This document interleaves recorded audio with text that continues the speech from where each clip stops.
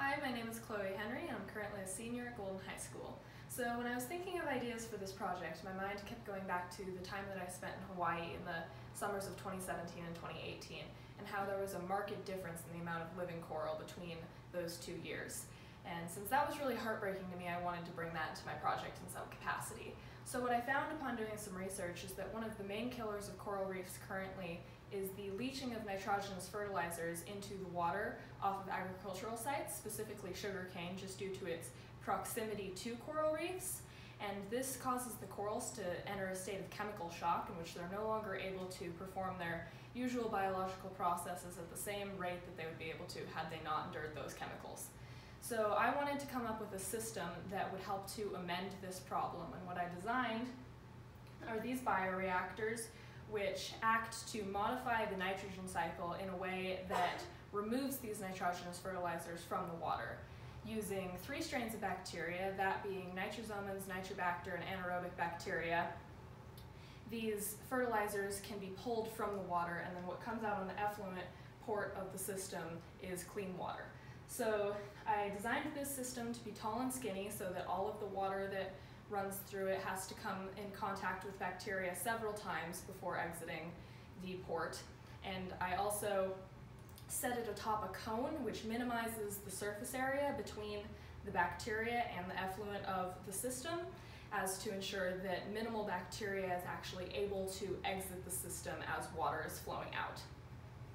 So I then was able to test this system using a watercolor test kit that tests for nitrate concentration, and I was able to find that it takes only approximately 2 hours for a system this size to denitrify 1 batch of water, which is relatively fast considering biological processes are extremely subject to change and are relatively slow processes. I was able to do this by feeding the system molasses, which is an excellent food source for a system like this because it already has such a high chemical oxygen demand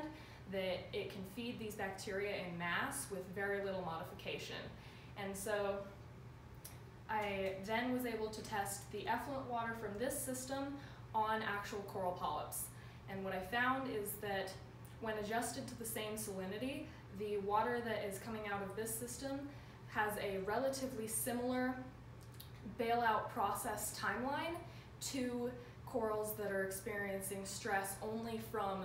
their tank water, whereas the poisonous water yields a longer bailout time, which is more similar to that of regular tap water. And what this signals is that a process like this can actually reintroduce some of the necessary nutrients for the coral into the water, and so any water that would run through a biological process like this would actually be healthier for the corals to be treated with than agricultural runoff that even has trace amounts of nitrate. So a system like this could be scaled up in order to accommodate for the larger volumes of water that would be running off of an agricultural site. And by doing this, the biological magnitude of the system would increase, allowing for more bacteria to flourish within the system, which would accelerate the process at which the water can be denitrified. And additionally, I was dosing the system at 85 milligrams per liter of nitrate, whereas in actuality it would rarely exceed 20 to 25 milligrams per liter, so the same volume of water could be treated approximately 3.5 times as quickly. And then this system could be implemented using